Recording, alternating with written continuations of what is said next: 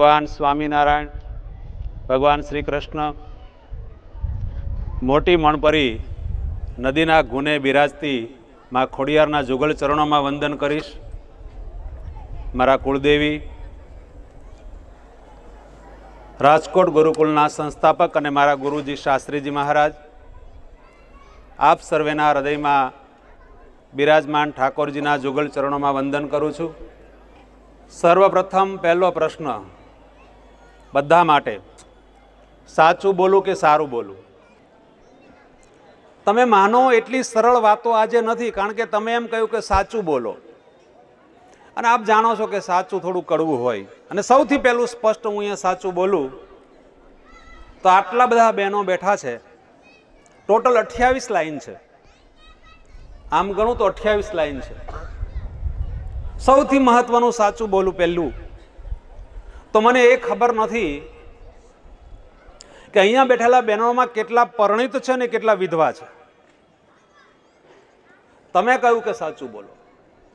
મારો હિન્દુ ધર્મ, મારી અહીંયા એક વિષય હતો કે સમજણની સમજ જરૂર છે અથવા સમજણની સમજણ જરૂર છે, એવો કંઈક આપણો વિષય હતો. અને સમજ એ છે કે બધાને એવો પ્રાઉડ છે કે હું સુહાગન છું, બસ એટલું ગૌરવ છે કે મારે પતિ છે, પણ દાંપત્ય જીવનની સમજ નથી. નહીં તો આમાંથી અમુક બહેનો પરણિત હોવા છતાં એના કપાળમાં ચાંદલા કે સિંદૂર નથી દેખાતો. એ ન હોય, એ હોવું જ જોઈએ. જો ખરેખર આપણને લગ્નની સમજ હોય, ખરેખર આપણને હિન્દુ ધર્મની સમજ હોય, ખરેખર આપણને એ તમારા ગામમાં રહેલી હવેલી છે એની સમજ હોય, તમારા ગામમાં રહેલા સ્વામિનારાયણ મંદિરની સમજ હોય, તમારા ગામમાં રહેલી 7 બહેનોની સૌથી નાની બેન ખોડિયારનો ધાગા મંદિર હોય, તો આપણા કપાળની અંદર પરણિત બહેનોના કપાળમાં સિંદૂર ચાંદલો હોવો જોઈએ, સ્વાભાવિક છે. કદાચ તમે સિંદૂર પણ ભૂલી ગયા છો કરવાનો, એટલે કે સેથો કરવાનું ભૂલી ગયા છો, તો એટલીસ્ટ ચાંદલો તો હોવો જ જોઈએ. સૌથી મોટી સમસ્યા એ છે કે આપણે ધર્મથી દૂર જવા મળ્યા છે. તમે કહ્યું સાચું બોલો, બાકી મને તો બહુ સારી વાત કરતા આવડે કે બહુ સરસ ગામ છે ને બહુ સારા માણસો છે, તમે લોકો બધા બહુ ભણેલા છો, આવું બધું બોલતા આવડે. પણ સત્ય બોલવું અને સત્ય પચાવવું, સત્ય સાંભળવું ભરતભાઈ મુશ્કેલ છે.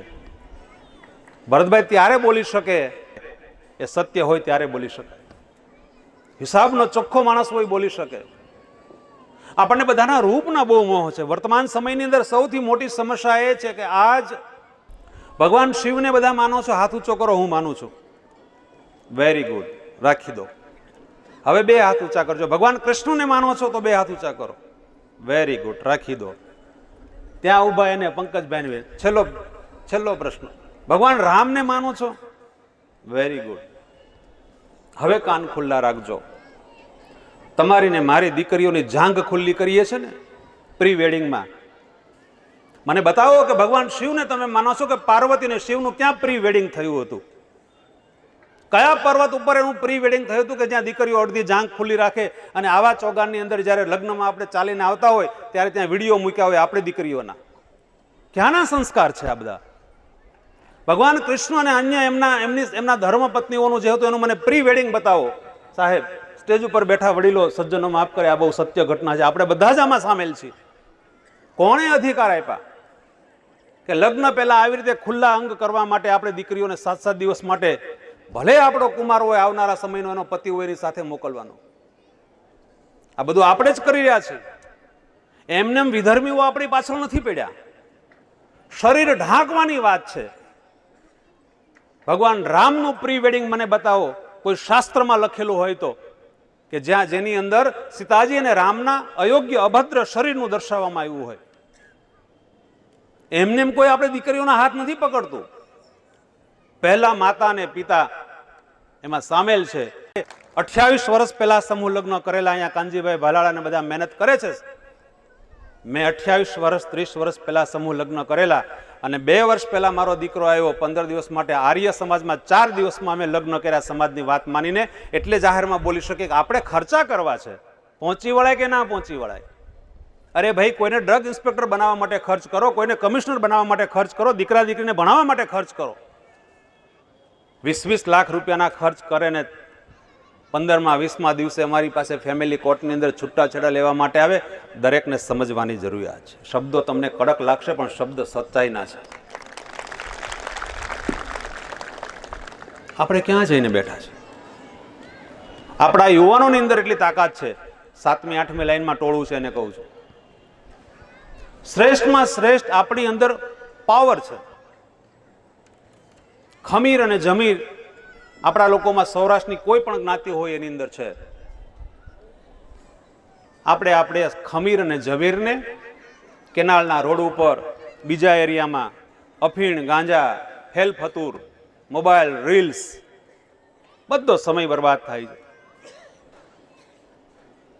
75 કલાક બોલવા માટે, 150 કલાકનું મટીરિયલ મગજમાં ભરવા માટે બહુ બધા પુસ્તકો વાંચ્યા છે. મને ગૌરવ છે મારી માતા પિતા માટે. એક ખેડૂત રાત દિવસ ઉગાડા પગે ખેતીમાં મહેનત કરે અને દીકરા દીકરી શ્રેષ્ઠ બને એટલે ગુરુકુલ અથવા તો બીજી સારી સંસ્થામાં ભણવા મૂકે. સામાન્ય વર્ગનો દીકરો છું, ખેડૂતનો દીકરો છું, પણ ચિંતા એ થાય કે સમાજ ખૂબ પ્રયત્ન કરે છે પણ આપણે બદલાવું નથી. અને કેટલી બધી બાબતોમાં આપણે જોઈએ છે વર્તમાન સમયની અંદર. અમારો એક મુગ્ધા સેમિનાર છે. આજે 47,000 દીકરીઓનો માનસિક પિતા છું. જુનાગઢની અંદર કેમ્પસમાં પ્રોગ્રામ થયા મુગ્ધા સેમિનારના, અમરેલી સંકુલમાં થયા, કાલાવડ, રાજકોટ, માંડાધાર, બહુ બધી જગ્યાએ મુગ્ધા સેમિનાર થયા. આ સેમિનારમાં દીકરી બેસે, પહેલી વખત 16 વર્ષની, 18 વર્ષની, 22 વર્ષની, 28 વર્ષની દીકરી એના માતા પિતાને પહેલી વાર ઓળખે છે. અને એટલે એ મુગ્ધા સેમિનારની અંદર રડે છે. અને એ મુગ્ધા સેમિનારની અંદર કોઈ પુરુષ બેસી શકતા નથી. 2.5 કલાક જ્યારે ભગવાન મને એ આદેશ કરે છે અને હું 2.5 કલાક જ્યારે દીકરીઓ સાથે વાત કરું છું, 2.5 કલાક પછી દીકરીઓ 4 શપથ લે છે. મને બહુ ગૌરવ છે કે ઈશ્વરે મને એનો સાક્ષી બનાવ્યો, નિમિત્ત બનાવ્યો છે. 4 કલાક પછી, 2.5 કલાક પછી 4 શપથ દીકરી લે છે. હવે સાંભળજો શપથ કેવી લે છે. હું એવું માનું છું કે આખા ધર્મનું આની અંદર બંધારણ આવી ગયું. પહેલી શપથ લે છે, લગ્ન પહેલા શારીરિક સંબંધ નહીં બનાવવું. એટલો મતલબ એના ગર્ભનું રક્ષણ થઈ ગયું. બીજી શપથ લે છે દીકરી, અને કોઈને દબાણ નથી હોતું, કોઈ પણ સંજોગોમાં ભાગીને લગ્ન નહીં કરવું. એની પિતાની, એમની માતાની, એમના પરિવારની, ધર્મની, સમાજની, ગામની ઇજ્જતને એક સરસ મજાની ઢાલ મળે છે. ત્રીજી શપથ લે છે દીકરી, ગમે તેમ થાય આત્મહત્યા નહીં કરું. હમણાં અક્ષિતા બહુ સરસ બોલી. અક્ષિતાને હું કહી દઉં કે આત્મહત્યા નિવારણ સેન્ટર મારી ઓફિસે હું મફતમાં ચલાવું છું. અને એના ઉપરથી મારો એક પ્રોગ્રામ છે કે મારે જીવવું છે. અક્ષિતા બોલી સરસ, એનું ઘડ પણ બોલવા માટે થોડું બાકી છે. એટલે વચ્ચેથી કહી દઉં કે વેકેશનની અંદર જાહેરમાં અસરકારક ને છટાદાર બોલવાના ક્લાસ પણ મારી ઓફિસે ચાલે છે. જે બાળકો આવા હોશિયાર હોય એને અમારા ક્લાસમાં જોડવા. ચોથી શપથ દીકરી લે છે, બને ત્યાં સુધી છૂટાછેડા નહીં લઉં, સમાજને એક ઢાલ મળે છે. 4 શપથ આપણી દીકરીઓ લે છે. આજે 47,000 દીકરીઓ આ શપથ લીધી છે. અને હમણાં એક પ્રોગ્રામ મારો સુરતમાં ખરગ જ્ઞાતિ માટેનો છે અને બીજા 2 પ્રોગ્રામ મહુવાની અંદર મારા આ મુગ્ધા સેમિનારના છે. ખાસ તો વડીલોએ સમજવા જેવું છે. જેમ મેં તમને એક વાત કરી બહેનોને ખાસ કરીને, કે તમે જડથી જુદા પડવાની કોશિશ ના કરો. આપણું જડ જે છે એ આપણો ધર્મ છે, આપણો સંપ્રદાય છે, આપણા માતા પિતા છે, આપણા માતા પિતાની પરંપરાઓ છે. એનાથી જુદા પડવાનો મતલબ એ થાય કે હમણાં 14 જાન્યુઆરીએ બહુ બધી પતંગો ઉડશે, હજી ઉડે જ છે. આ પતંગ ત્યાં સુધી સારી રીતે ઉડી શકે જ્યાં સુધી દોરા નામના જળ સાથે સંકળાયેલી છે. પછી તો ગોથા ખાઈને નીચે જ જાય. એટલે ઘણા બધા પુરુષોને, બહેનોને સ્લિમ બોડીનો બહુ શોખ છે. મારું બોડી બહુ સ્લિમ હોવું જોઈએ, પતલું હોવું જોઈએ. અરે ભાઈ, તમે પતલું બોડી રાખો, અમને વાંધો નથી, પણ તમારો પૌષ્ટિક ખોરાક જે છે, બાળકને જન્મ આપવા માટે સ્નાયુઓની જે તાકાત છે તરુણ અને કિશોર અવસ્થાથી એ બિલ્ડ થાય છે, ક્રિએટ થાય છે. છોકરાઓ જોઈએ હેન્ડસમ દીકરો તમને ગમે, બધાને ગમે. એમ પુરુષોને પણ રૂપાળી સ્ત્રીઓ ગમે પુત્ર પત્ની તરીકે. પણ એના અંદર સંસ્કાર નહીં હોય, એની સંગત સારી નહીં હોય તો બાપ દાદાના કમાયેલી પેઢીઓ પણ પાણી થઈ જતા, માટી થઈ જતા વાર નહીં લાગે. અહીંયા જેટલી પણ દીકરીઓ યુવાન છે જેમના લગ્ન નથી થયા, એમને મારે એક વાત કરવી છે. પુરુષ ગમે તેટલો મહાન હોય, ગમે તેટલો શ્રેષ્ઠ હોય, વ્યવસાયકારી હોય, બિઝનેસમાં આગળ હોય, નોકરી ધંધામાં આગળ હોય, પણ બાળકને જન્મ નથી આપી શકતો. હું આ સમાજની દીકરીઓને આહ્વાન કરું છું કે તમારું જે ગર્ભ છે એ ગર્ભથી જ માત્ર શ્રેષ્ઠમાં શ્રેષ્ઠ બાળક જન્મ લઈ શકે છે. આ ગર્ભને મજબૂત રાખવા માટે, તમારી કોખને મજબૂત રાખવા માટે, આપણી કોખને મજબૂત રાખવા માટે આપણી મનઃસ્થિતિ ખૂબ મજબૂત જોઈએ. મને અચરજ લાગે જ્યારે હું શાળાઓની, કોલેજની અંદર દીકરીઓના સેમિનાર લઉં અને એને પૂછું આજનો સૌથી સારો માણસ તમને કોણ ગમે છે. સાંભળજો, પુરુષોને પણ કહું, જોકે આપણે બી યુવા અવસ્થામાં આ જ હોઈએ. એટલે મને દીકરીઓ હીરોના નામ આપે, ફલાણો હીરો સારો, ફલાણો હીરો સારો, ફલાણો હીરો સારો. મતલબ એના મનમાં એ બેઠેલો છે. અમે નસીબદાર હતા કે અમારી આ કોમળી અવસ્થામાં, તરુણ કિશોરની અવસ્થામાં અમે લોકો ગુરુકુલની અંદર હતા. એટલે અમારા મનની અંદર બીજા બિનજરૂરી કચરો નહોતો બેઠો. આપણે બધા, મારું પણ પીપળવા ગીર, ખાંભા તાલુકો, અમરેલી જિલ્લો, એટલે ગીર વિસ્તારમાં ગામ. મેં જોયા છે મારા બાપ દાદાઓને જ્યારે એ માંડવી વાવે, કપાસ વાવે. હું તમને પ્રશ્ન પૂછું, આપણે બધા ખેડૂતના દીકરા છીએ. કેમ ભાઈ શીંગ અને માંડવી, એટલે માંડવી કે કપાસ કે જુવાર કે બાજરી વાવીએ છીએ, એ વાવેલા દાણા સિવાયનું કંઈ ઉગે તો આપણે કેમ કાઢી નાખીએ છીએ? શાસ્ત્ર પ્રમાણે તો નાનું ખડ છે, એમાં પણ જીવ છે, કેમ કાઢી નાખીએ છીએ? બરાબર યાદ રાખજો. કારણ કે બિનજરૂરી ઉગેલું ખડ, બિનજરૂરી ઉગેલા છોડ મુખ્ય પાકની આસપાસ મોટા થશે તો મુખ્ય જે પાક આપણે લણવાનો છે એ લણવાના પાકમાં ગુંદ આવી જશે, જીવાત આવી જશે, એને હેરાન કરશે. વારસા ઉપર મારું સૌથી વધારે ફોકસ છે કે વારસો કેવો હોવો જોઈએ. અને જે દીકરીઓ બાકી છે અને જેને હજી બાળકોને જન્મ આપવાની એવી બહેનો બેઠી છે, એને હું કહું છું, જો કે એ લોકોની ફરિયાદ છે કે સાહેબ ખાલી અમને ન કહો, અમારા અહીંયા બેઠા છે એને કહો. એ બાજુ જાઉં છું હમણાં હું. અમે પુરુષો બહેનો છે ને ભોળા બહુ, એટલા બધા ભોળા હોય. સાચું બોલો, હા કે ના? પુરુષો આપણે ભોળા હોઈએ કે નહીં? હા કે ના? અલા બોલો, ગભરાવમાં પરણેલા બોલો, હા કે ના? હા. શું કામ? તમને એ કહી દો, દરેક સમસ્યાનું સમાધાન છે મારી પાસે. 1 કરોડ પ્રશ્નો બહેનો તમે લઈને આવો, મારા ઘરમાં આ પ્રોબ્લેમ છે, મારા પતિ સાથે આ પ્રોબ્લેમ છે, મારા સાસુ સાથે આ પ્રોબ્લેમ છે, મારી યુવાન દીકરી સાથે આ પ્રોબ્લેમ છે, એનું સમાધાન તમારા ખોળામાંથી શોધીને આપીશ. જાય પાછી ત્યાંથી એક હાવણી 100 રૂપિયાની, 70 રૂપિયાની લેવામાં તમે આટલું ઝીણવટ ભેરું જોવો છો. અમને ગમે છે, પણ પતિ સાથેના, સાસુ સસરા સાથેના, પોતાની યુવાન દીકરીઓ સાથેના, યુવાન દીકરા સાથેના તમારા જે સંબંધો છે એમાં ઝીણવટ ભેરું તમે કેટલું જોવો છો? તમે ને હું બે. ખૂબ સમજવા જેવી બાબત છે. પુરુષ વહેલો જો હાથ છે ને હાથ છે, કેટલું તમે ઘસશો અને કેટલું જ રંજાડશો, કેટલું હેરાન કરશો.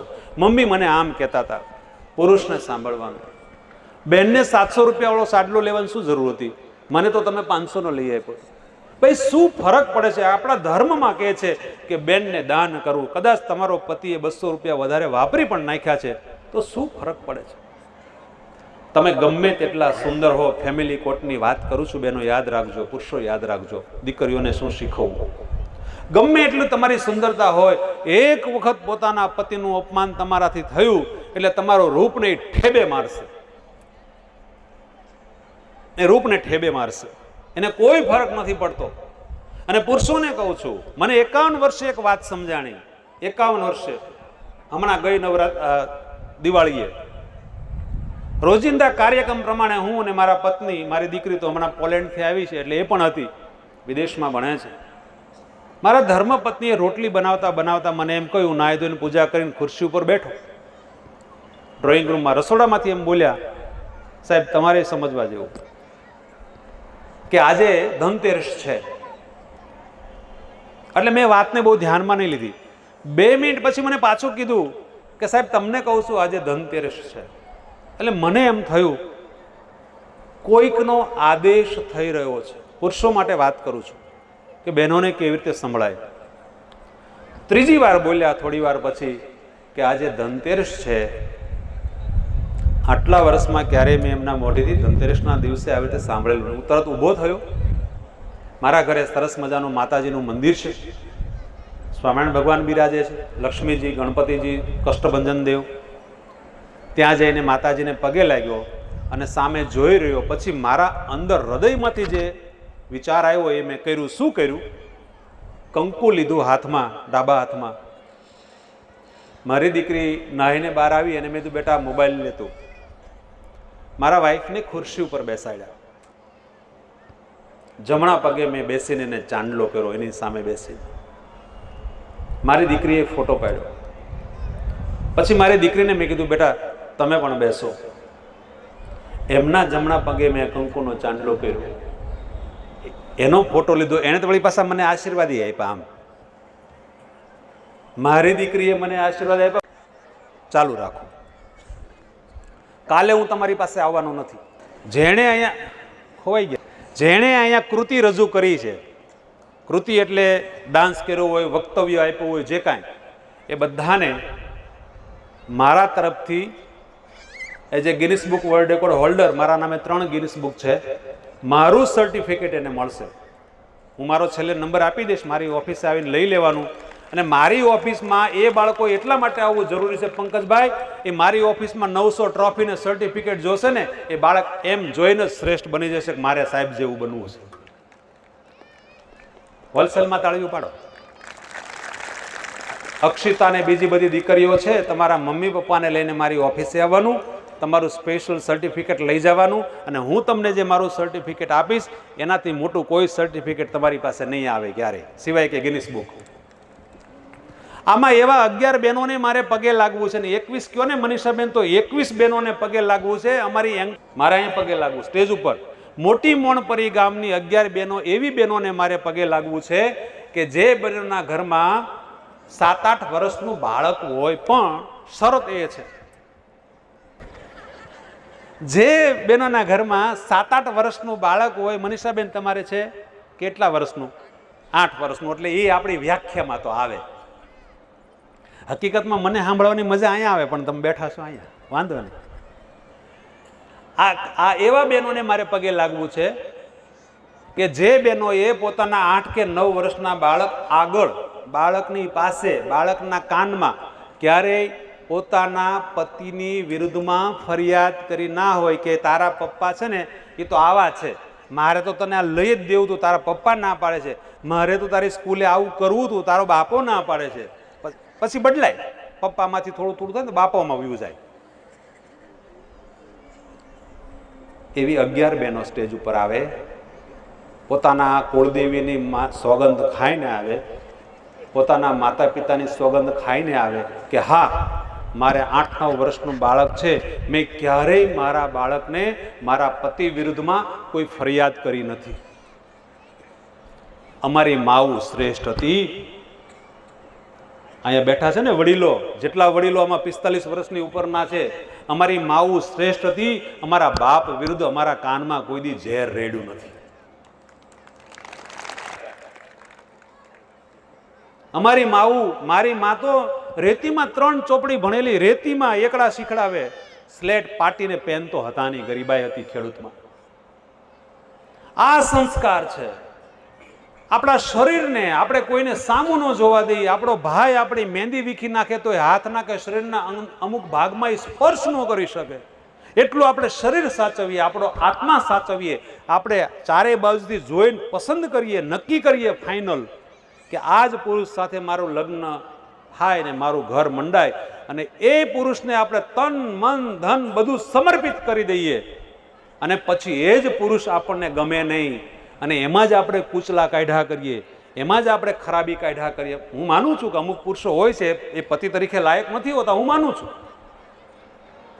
અમુક હોય છે એવા નફ્ફટ,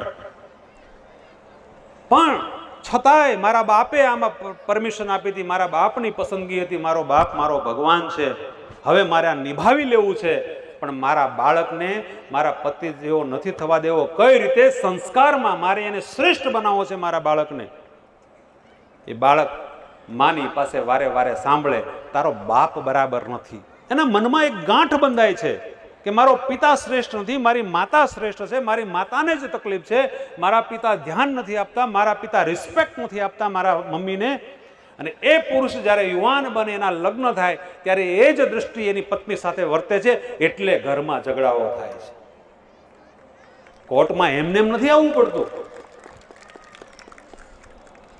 જેને આપણે સમર્પિત છીએ, એટલીસ્ટ આપણું બધું જ આપણે એને આપી દીધું છે, આપણું અસ્તિત્વ એને આપી દીધું છે, એને સમર્પિત રહીએ. અને આપણા બાળકોને અમારે નાના હતા ત્યારે પહેરવાના બૂટ ચપ્પલ નહોતા, ઉઘાડા પગે ખેતરમાં જતા કામ કરવા. મારી મા એમ કહેતી, બેટા તારા આતા છે ને, આતા પપ્પા આજ વાવવા ગયા છે, બળદ ભૂખ્યા આવશે હો. આપણા સ્વામિનારાયણ ભગવાને કીધું કે પ્રાણી રાખો ને તો ભૂખ્યા ન રખાય. તમે બે ભાઈઓ જાઓ નહીં, વાડીએ જઈને રસકો વાઢી આવો નહીં. વરસાદ ચાલુ હોય, નદીમાં પાણી હોય, અને અમારી મા એમ કે તારા બાપુજી થાકીને આવશે, પાછા ક્યાં એ વાડીએ જાહે, મોડું થાય, સિંહ દીપડા આવી જાય, તમે જાઓ ને બે ભાઈ. આવું વાલથી અમને કહેતી. 5 વાગે ઘેરે આવ્યા હોય ને, ખાવાનું એક બાજુ રહેતું, અને માના એક બોલે 7 ભારા વાડીએથી 3 ધક્કા ખાઈને હારી આવતા રચકો વાઢીને. એ માના દીકરા અમે છે. એના પગમાં કાંટો વાગ્યો હોય મારા પિતાશ્રીને, તો મારી માં કાંટો કાઢી દે. એ દ્રશ્યો જોયા છે ને, એટલે એના અંગૂઠામાં ચાંદલા કરી બેસીએ. રિસ્પેક્ટ આપવાની વાત, સન્માન આપવાની વાત. મા બાપમાંથી સંસ્કાર બાળકમાં આવે, જે જોવે છે તે કરે છે. તમને એક વાત કહું, સાવરણી તમે લઈને વાળતા હો તો બાળક નાનો એવો ટુકડો શોધી આવે, વાંકો વાંકો એમ કરે. આનો અર્થ થાય બાળક માતાનું અનુકરણ કરે છે. માતા બોલે છે, માતાની સાથે નાળનો સંબંધ છે, માતાની સાથે ધાવણનો સંબંધ છે, અને એને કારણે સૌથી વધારે બાળક ઉપર કોઈ પ્રભાવિત હોય તો માતા છે. અને દીકરીઓને મારે કહેવું છે, પુરુષોને કહેવું છે, અહીંયા જેના જેના ઘરમાં દીકરી છે ને, એ જો એને સમજ હોય ને તો એના ઘરમાં કોઈ દી લક્ષ્મી ના ખૂટે.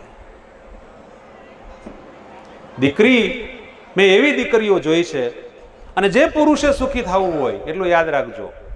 હા, હું માનું છું લગ્નના 3 વર્ષ પછી બેનને જીભે અણી થઈ હોય, તમને મેણા ટોણા આવતા હશે, મારી ના નથી. હા, મેં આપણે થોડાક એવા હશું. હા, આપણે તો સીધા તો હોતા જ નથી, તમને તો ખબર છે. તમે ને હું તો આપણે પુરુષો એટલે હલો જાગો છો. અમુક દાદાને આપણે નથી હાંસવી શકતા, એવાય સ્વભાવ વાળા છે. ને અમુક દાદા એવાય છે. ગઈકાલે પંકજભાઈ આની પહેલાના એક પોતાનો એકનો એક દીકરો એની સાથે નથી રહેતો, અહીંથી અમદાવાદ રહેવા જતો રહ્યો છે. એના જે બાળકો 2 છે, એ બાળકોને દાદા વગર ફાવતું નથી. વિચાર કરો, એ દાદાનો જીવ અને એનો સ્નેહ કેવો હશે. પણ ઘરમાં 2 પાત્ર નથી બનતું, સાસુને ને પુત્ર વધુને. એણે મને કીધું કે સાહેબ, મારો દીકરો 2016માં ગયો ને અહીંથી અમદાવાદ, મારાથી જુદો થઈને 1.5 કરોડનો બંગલો લઈને રહે છે, એની પાસે ધંધો નથી. પણ જે દિવસે નીકળતો તો તે દી મેં એમ કીધું કે તું મારું હૃદય કાપીને જાશો. અને 2015થી લઈને આજ દી સુધી 1 રૂપિયાનો ધંધો મેં નથી કર્યો. મારા દીકરા વગર મને ઊંઘ નથી આવતી સાહેબ. 10 લાખનું ગાડલું છે, રાતના 4 વાગ્યા સુધી જાગું છું. કાલ મેં આ વેદના મારી ઓફિસમાં સાંભળી છે, અને સત્ય ઘટના છે. હું ખાલી નામ ન આપી શકું તમને, મોટા બિલ્ડર છે. ઓલો દીકરો પણ અમદાવાદથી આવ્યો તો, દીકરાનો દીકરો રડતો હતો. મને કે સાહેબ હમણાં 15 દિવસ પહેલા હું ને મારા પપ્પા, મારા મમ્મી ને મારી બેન નાની છે 8મા ધોરણમાં, અમે અહીંયા આવ્યા હતા. રાત્રે 2:30 વાગ્યા સુધી એ દીકરી નાનકડી 8મા ધોરણની દાદાના ઘરમાં એ બેડરૂમ ઉપર બેઠી રહી. રાત્રે 2:30 વાગે પોક મૂકીને રડવા બેઠી. 8 વર્ષની દીકરી. દાદા મારે અમદાવાદ નથી જવું.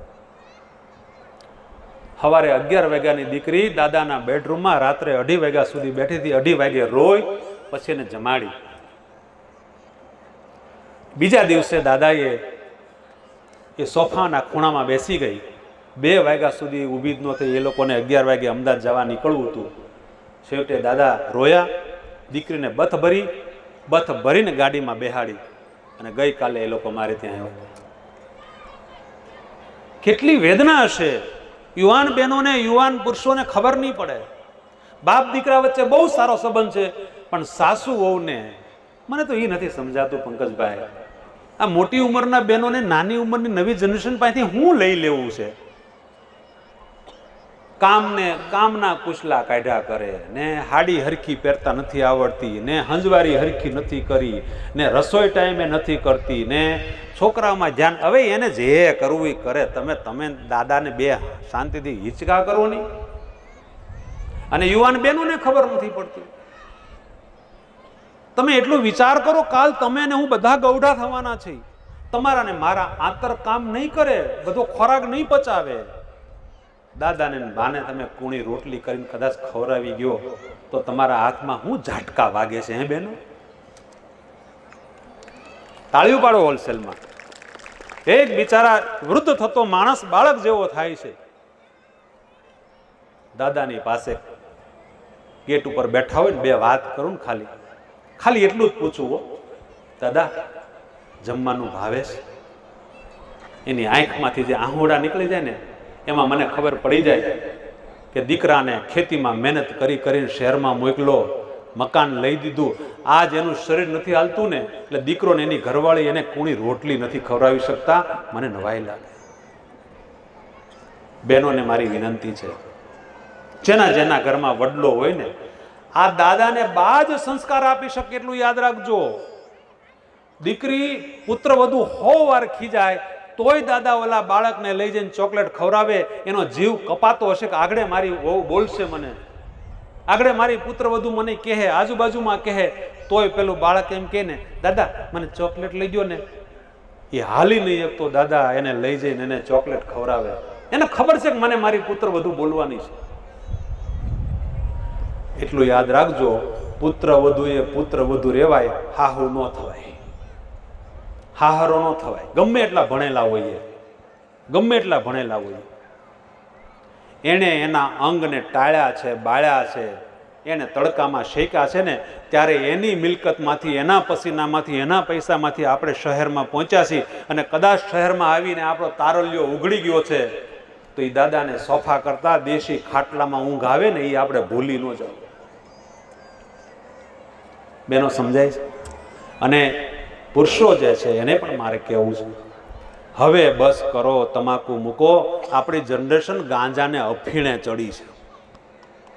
યુવાનોને જ્યારે હું પૂછું છું, અલા આપણને શરમ આવી જોઈએ. આ લોકો બજર નહોતા મૂકતા, આખા વારસાએ બજર મૂકી દીધી. બજરમાં તમાકુ જ હતી. મનીષાબેન બજર લ્યો નો લે. એટલે તમે એમ કહો આમાં છે ને પુરુષો બહુ મેણા મારતા, જૂની ઉંમરના દાદાઓ ને બધા બાયુને, બજર પીસો કે વાસ આવે મોઢામાંથી. સામે બેનોએ કહેવાનું ચાલુ કર્યું તો કે તું મૂકને, એટલે બેનોએ મૂકી દીધા, આપણે વધાર્યું. તમાકુ બીડીયુમાંથી ગાંજા ને અફીણ ને એમડી ડ્રગ્સ ને ક્યાંના ક્યાં પહોંચ્યા છો.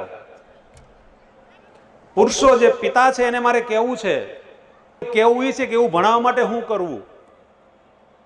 પહેલા તો પુરુષો સ્કૂલે જાય વાલી મીટિંગમાં અને પૂછે કે તમારો બાળક છે ને એ ટીચરને સરને પૂછે કે શું કરે છે, એનું રિઝલ્ટ શું છે. કારણ કે માં છે ને એ હંમેશા પોતાના બાળકોની ભૂલો પતિ આગળ છુપાવે છે.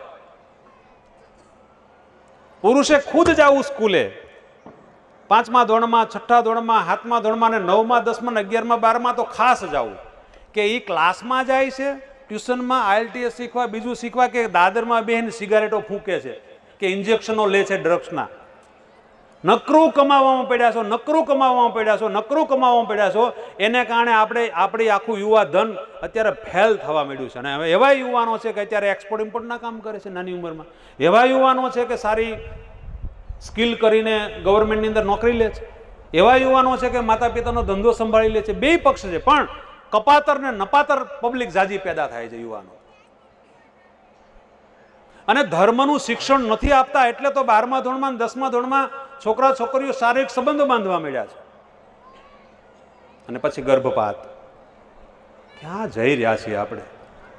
મહેરબાની કરીને મારે પુરુષોને પગે લાગીને કહેવું છે, આજ માં ખોડિયારની સાક્ષી, તમારું બાળક જો આજે ભણતું હોય ને 5મા ધોરણથી કોલેજ સુધી, હું ભગવાન મહાવીર કોલેજમાં મારો દીકરો ભણતો એટલે જાતો, અને એને બાઇકની જરૂર પડી એટલે જૂનું બાઇક 40ની સ્પીડ બાંધીને આપ્યું કે 40ની સ્પીડથી વધારે ચલાવી જ ન શકે પંકજભાઈ. અને હું ત્યાં જાતો એની સ્કૂલમાં કોલેજમાં અને પૂછતો કે આ ફી ભરું છું, મારો દીકરો ક્લાસમાં બેસે છે.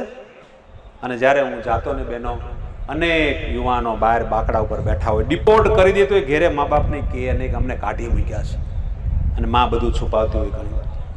એટલું યાદ રાખજો, જેટલી દીકરીઓ ભાગી જાય છે 60% માતાઓને ખબર હોય છે કે આ ભાગી જવાની છે, પુરુષોને કહેતા નથી.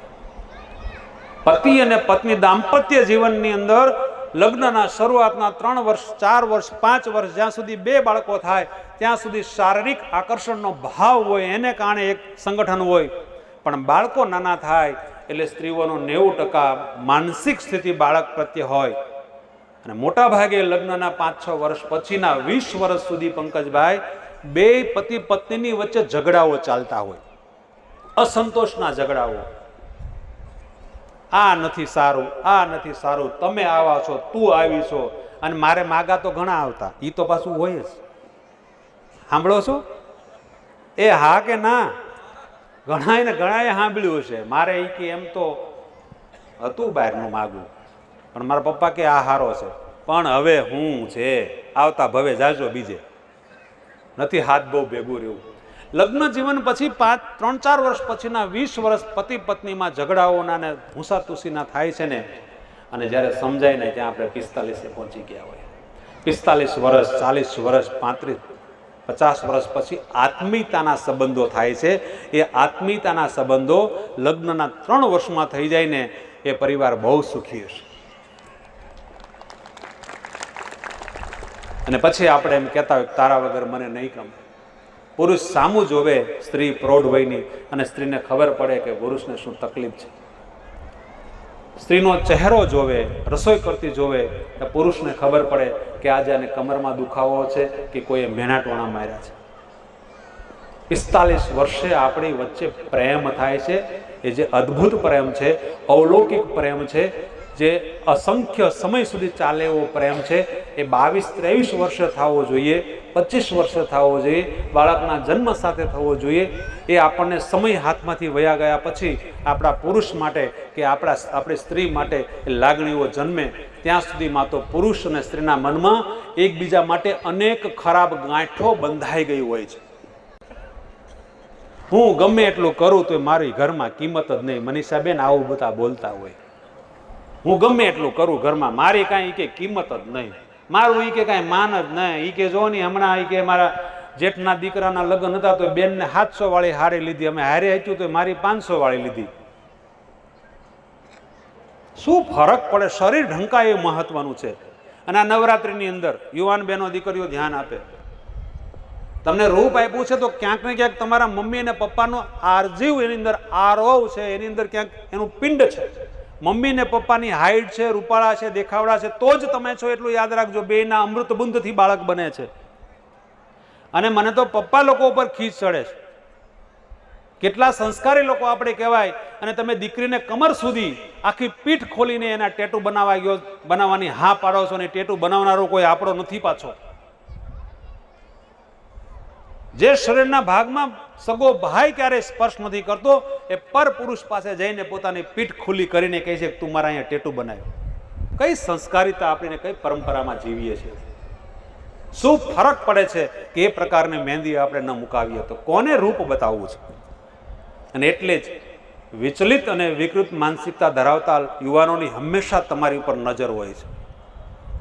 અને જે સ્ત્રીઓ નાની નાની બાબતોમાંથી બહાર નીકળી જાય, આ કાનેથી આ કાને એ કાઢી નાખે, એ સ્ત્રી બેંકની ઓફિસર બની શકે, કંપનીની સીઈઓ બની શકે. બાલાજી વેફર્સ બેનને મારે યાદ કરવા છે. આપણે કયા સ્કૂલમાં ગયા હતા હમણાં? કોટડિયા પરિવારના સ્નેહ મિલન સમારોહમાં હું ગયેલો, પંકજભાઈ. બાલાજી વેફર સુરત જિલ્લાની ડિસ્ટ્રીબ્યુટરશીપ જેની પાસે છે એનું સંચાલન બેન કરે છે. 6 કરોડનું ટર્નઓવર છે મહિનાનું, એનું આખું સંચાલન બેન કરે. મેં એક પ્રશ્ન પૂછ્યો, નિવિતાબેન કેવું કંઈક નામ હતું.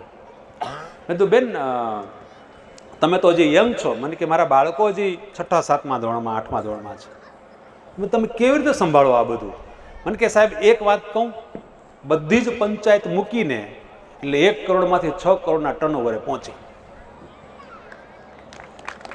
આ બધી જ પંચાયત મેં મૂકી દીધી અને મારા પતિ હારે હું ઉધના, અમારું એમ કે પાંડેસરામાં અમારું ગોડાઉન છે, હું મોટા વરાછાથી રોજ સવારે ત્યાં પહોંચી જાઉં છું.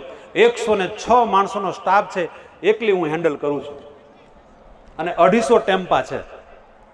બાલાજી વેફરની ડિસ્ટ્રીબ્યુટરશીપ સુરત જિલ્લાની છે.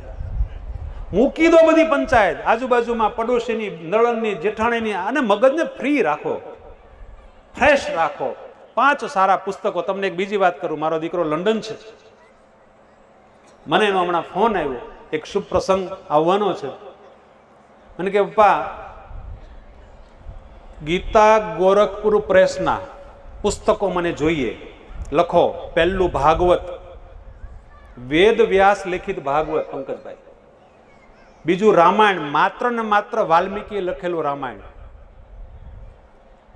હવે એક પુસ્તકના 2 ભાગ, એક પુસ્તકમાં 800 પાના. ત્રીજું લખો શિવપુરાણ. મારા દીકરાએ મારી પાસે 5 પુસ્તકો મંગાવ્યા. ટોટલ પેજ એના 4500 થાય છે. હું વારસાની વાત કરું છું ને, તમારે સાંભળવું છે ને સત્ય શું છે. પહેલા મારા ઘરમાં અપ્લાય કરું છું. મેં મારા બાળકોને શું સંસ્કાર આપ્યા એની એક વાત કરું છું પંકજભાઈ, અરવિંદભાઈ, અલા ભરતભાઈ. 5 પુસ્તકો મંગાવ્યા છે, 4500 પેજ થયા. મેં પુસ્તકો ગીતા પ્રેસ ગોરખપુરની ઓફિસ છે, યશ પ્લાઝાની બાજુમાં પોદાર આર્કેટમાં, ત્યાંથી લીધા. અને કાલે મેં મોકલ્યા છે. મને કે પપ્પા, અમારે અમારો વારસો આગળ વધારવાનું પ્લાન કરીએ છીએ, એ પહેલા બધા પુસ્તકોને અમારા હૃદયમાં ઉતારવા છે. અમારા થકી બાળકનું ગર્ભાધારણ થાય એ પહેલા અમારે આ પુસ્તકો વાંચવા છે. આને ધર્મની સાથે જોડાયેલું કહેવાય. કંઈક એની મમ્મીના એવા સંસ્કાર એ બાળકમાં છે કે વિજ્ઞાનના સૌથી ઉપરના લક્ષ્યને અંકિતને અર્ચિત કર્યા પછી પણ એને એના ધર્મ યાદ આવે છે સાહેબ. કે મારા બાળકો થાય ને એ પહેલા મારા અને મારી વાઈફના હૃદયમાં અને મનની અંદર અમારો ધર્મ હોવો જોઈએ. એને સ્વામિનારાયણ સંપ્રદાયના ખાલી પુસ્તકો નથી મંગાવ્યા, એ તો છે જ એની પાસે. ખાલી કૃષ્ણ ભગવાનના પુસ્તકો નથી મંગાવ્યા, એ છે. હવે એને એમ થયું કે આપણો ધર્મ જેનો છે અને ધર્મનું સંપૂર્ણપણે એના પિયુષ પીને પછી અમારે અમારા સંસારમાં આગલું કદમ ઉઠાવવું છે. આ નાનપણથી આપણે કંઈક કર્યું હોય એટલે હું પુરુષોને કહેતો હતો કે તમારે એની સ્કૂલે જવું પડશે, એના ટ્યુશન ક્લાસીસમાં જવું પડશે, એના કોલેજે જવું પડશે. માત્ર માતાઓનો અધિકાર નથી, માતાઓની ખાલી ફરજ નથી. આપણે પુરુષો સાવ બોગસ છીએ. પુરુષોને એમ છે કે બસ હવે મેં આ ફી ભરી દીધી એટલે હવે બધી એની માની જવાબદારી અથવા સ્કૂલની જવાબદારી. મેં એને બાઇક, એટલે ભાઈ તમારે એને 1.5 લાખનું બાઇક લઈ દેવાની શી જરૂર છે? હજી કમાતો નથી, કંઈ કરતો નથી, નખ હજી જરીક નખ ક્યાંક ટેબલમાં ભરાણો હોય તો રોવા બેસે છે, માય કાંગલો છે, એને તમારે 1.5 લાખનું બાઇક લઈને આપવાની શું જરૂર છે? અને માને એમ છે કે એને મોબાઈલ તો એપલનો લઈ જો, ભાઈના છોકરામાં એપલનો છે. માને કાંઈ ઓછું એમાં ચંચુપાત નથી દીકરા દીકરીની બાબતમાં. જમવાનું ઠરી જાય ને તો ચાલશે, તો તમે કહેતા હો તો બંધ કરી દો, પછી આવવાનો નથી તમારી સામે. મારો મોબાઈલ નંબર હમણાં આપી જ દેવાનો છું બધાને. મારો મોબાઈલ નંબર હંગીરો હાફ કામ લાગે એવો છે. કોઈ પણ જાતની સમસ્યા તમારા ઘરના બાળકોની, યુવાનોની, નાના બાળકોની હોય, મને ફોન કરીને પૂછીને આવી શકો છો, કોઈ ચાર્જ નથી. અમારું કામ તો વિદેશમાં student visa, work visa, PR ને ઇન્વેસ્ટમેન્ટ વિઝાનું છે, એના માટે પણ આવી શકો. તમારું બાળક ઈશ્વરકૃત કઈ શક્તિઓ લઈને આવ્યું છે એ જાણવું હોય તો એનો રિપોર્ટ પણ મારી ઓફિસે હું ખુદ કરું છું. ફિંગરપ્રિન્ટ રિપોર્ટ કહેવાય. બાળકની અંદર શું શક્તિ છે, એને શું ભણાવવું જોઈએ, શેમાં સફળ થશે, એનું મગજ કઈ રીતે કામ કરે છે, 8 પ્રકારની ઇન્ટેલિજન્સ કઈ છે, 4 પ્રકારના કૌશલ્ય કયા છે, બધું જ જાણવા મળે. અને જાહેરમાં કેમ બોલવું, કઈ પબ્લિક સામે, કયા હોદ્દાની રૂએ, કયા વિષય ઉપર કેવી રીતે બોલવું, એ પણ વેકેશનમાં હું શીખવું છું. અને બીજું, આપણા બાળકો સૌથી વધારે નપાસ થતા હોય તો અક્ષર ખરાબ હોવાને કારણે 10મા 12માં, તો અક્ષર સુધારણાનો કોર્સ પણ અમારી ઓફિસે ચાલે. તો વાત હતી આપણા જીવનની, બા દાદાને સાચવવાની. અને બા દાદાને મારે વિનંતી કરવી છે, અમારી છેલ્લે ઘણા બેઠા છે, આગળ બેઠા, વચ્ચે બેઠા, દાદાઓ બેઠા છે, એ ઉંમરની સાથે તમાકુ ખાતા હોય ને તો બંધ કરવી. સાચી વાત કે ખોટી વાત? તમે તમાકુ ખાતા હો ને પછી એમ કહો છોકરાને, બાળકને હું હારે લઈ જાઉં એટલે એની મમ્મી ખીજાય કે પોતે માવો લે હે અને છોકરાને ચોકલેટ લઈ દે, એટલે છોકરો શીખે દાદા મને 2 ટુકડા આપો નહીં, એમાં હું ખાવ છો? સાંભળો છો બેનો, આવું થાય છે.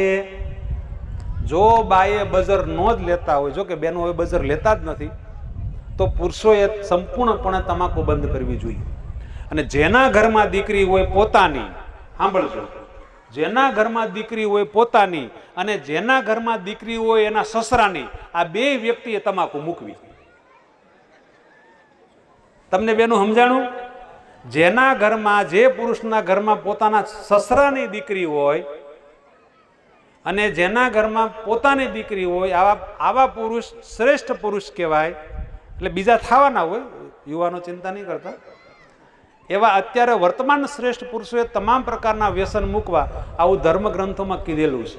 અને બહેનો, આમાં ભૂલ તમારી છે. પુરુષને તમે કોરોના વખતે કચરો કઢાવી શકતા હો, હંજવારી કરાવી શકતા હો તો તમાકુ મુકાવી શકો.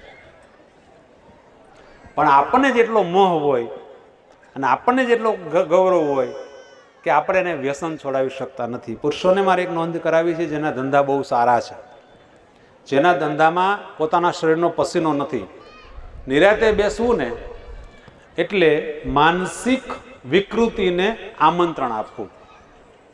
સાંભળજો, હાવ નવરું બેસવું ને એટલે માનસિક વિકૃતિને આમંત્રણ આપવું. અને સૌથી વિકૃતિ વધારે ખરાબ હોય તો સ્ત્રી પ્રત્યેનું આકર્ષણ. જે પરિણીત પુરુષો, ધંધાવાળા, જેને પસીનો નથી નીકળતો આખા દિવસમાં, એની વાત કરું છું. આવા લોકોએ પોતે જે ભગવાનને માનતા હોય, શ્રી કૃષ્ણ શરણમ મમ, શ્રી સ્વામિનારાયણ, શ્રી ખોડિયાર, આવી બુકમાં લેખા કરવું આખો દી. નવરા રહેવાથી રીલ્સ જોવાનું મન થાય. અને રીલ્સ તો બહેનોનો પ્રિય વિષય છે, પ્રિય ખોરાક છે. તમને ખબર છે રીલ્સ તમને કેટલું ખરાબ અને સારું શીખવી જાય છે. 1 મિનિટમાં લાશ બતાવે, 1 મિનિટમાં ડાન્સ બતાવે, 1 મિનિટની અંદર અકસ્માત બતાવે. આપણા હૃદયના ધબકારા ઉપર એની બહુ મોટી અસર થાય છે. એટલે અને સંસ્કારોમાં એનાથી ખરાબ અસર થાય છે. તો વાતો ઘણી લાંબી છે, તમે થાકશો નહીં અને હું પણ નહીં થાકું. પણ અમુક બાળકો ભૂખ્યા થયા હોય, અમુક બહેનો જેમા વગર આવ્યા હોય, અમુક બહેનોને ટાઈમસર જમવું પડતું હોય, અમુક પુરુષોને એવું હોય. આ બધી જ બાબતોને ધ્યાનમાં રાખીને હવે મારે પૂરું કરવું જોઈએ કે આગળ વાત કરવી જોઈએ? વાત કરવી જોઈએ. વાત કરવી જોઈએ તો એક વાત ઉદાહરણ સાથે કરી દો. આપણા બધાના જીવનમાં ખૂબ ઉપયોગી છે એવી એક વાત કરી દો. વિદેશની અંદર જો પાછું પકડતા નહીં ઊંધું તો કહું, વિદેશની અંદર અમુક બહેનો દારૂ પીવે, અમુક બહેનો દારૂ પીવે. એ એની સંસ્કૃતિમાં છે. આપણી સંસ્કૃતિમાં મદિરાને માન્યતા નથી, હિન્દુ સંસ્કૃતિમાં. એટલે 31 તારીખ તમે બધા જાણો જ છો. આપણે બધા રોટલાના એવો પ્રોગ્રામ કરતા હોય. 31 તારીખે બહુ સારી વાત છે. એટલે વિદેશની એક ટાપુ હતો પોતાના શહેરથી નજીકમાં. ત્યાં 2 બહેનો, પંકજભાઈ, બધા હતા. બે બેનપણીઓ, યુવાન બેનપણીઓ દારૂ પી એટલો બધો પીવાઈ ગયો કે લથડિયા ખાવા મળી. રાતના 11 વાગ્યા. આખા પરિવારને ભાવતું ભોજન છેલ્લું પીરસું છું. બે લથડિયા ખાતી ખાતી પોતાનું હોડકું હતું ને, હોડકું નાનું એવું હોડકું હોય ને, ત્યાં આવી જોયું તો અંધારું થઈ ગયું છે, 11 વાગી ગયું છે, પબ્લિક હવે ઓછી છે, બધા જાય છે. ચિક્કાર દારૂ પીધો હતો અને બે હોડકામાં બેઠી. બે પોતાના હલેસા હાથમાં લીધા અને મળી હલેસા મારવા. એકાદ કલાકમાં તો બાજુમાં ટાપુમાં શહેર હતું, નજીકમાં ટાપુ હતું, એટલે જાતે હલેસા મારે તો કલાકમાં એનો જે કિનારો છે એ આવી જાય શહેરનો. ખૂબ હલેસા માર્યા, થાકી ગઈ, બંને અંદર લથબથ થઈને ઢળી ગઈ. પાછી જાગી, પાછી હલેસા મારવાનું ચાલુ કર્યું. દારૂ એટલો બધો ચડેલો છે, એટલો બધો નશો છે, એટલો બધો નશો છે કે ના પૂછો વાત. ઘણાને રૂપનો નશો હોય, ઘણાને પૈસાનો નશો હોય, ઘણાને યુવાનીનો નશો હોય, ઘણાને સારા માર્ક્સ આવતા હોય એનો નશો હોય, ઘણાને હાઇટનો નશો હોય. આ બેનોને દારૂનો નશો હતો. વાત તો બધી સરખી જ છે. બહુ હલેસા માર્યા. સવાર પડી ગઈ, અંજવાળું દેખાય સામે, અંજવાળું દેખાવા માંડ્યું. એનો કિનારો ન આવ્યો. કોઈ કહેશે શું થયું, કોઈ કહેશે કે ઊંધા રસ્તે ચડી ગઈ હશે, કોઈ કહેશે બીજું. પણ એક વાત કહું, શું હતું એમાં? એ હોડકાને કિનારે ખોડેલા થાંભા, જે નાનો થાંભલો હોય એની સાથે દોરડાથી બાંધેલો હતું હોડકાને.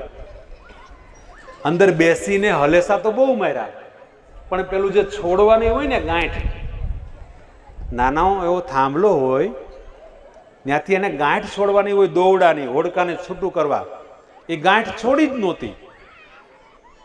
એ ગાંઠ નહોતી છોડી. એટલે પંકજભાઈ 18 સ્નેહ મિલન સમારોહ વહી ગયા, તોય હજી બોલતા ન હોય, તોય હજી બાને હેરાન કરતા હોય, તોય હજી પતિને હેરાન કરતા હોય, તોય જે કમિટી હોય એને હળી કરતા હોય. 18 સ્નેહ મિલન વહી ગયા તો શું કામ? દોડું ન છોડ્યું, હલેસા માર્યા કર્યા. દરેક સ્નેહ મિલનમાં આવે, દરેક વખતે બેહે, દરેક વખતે બધું કરે.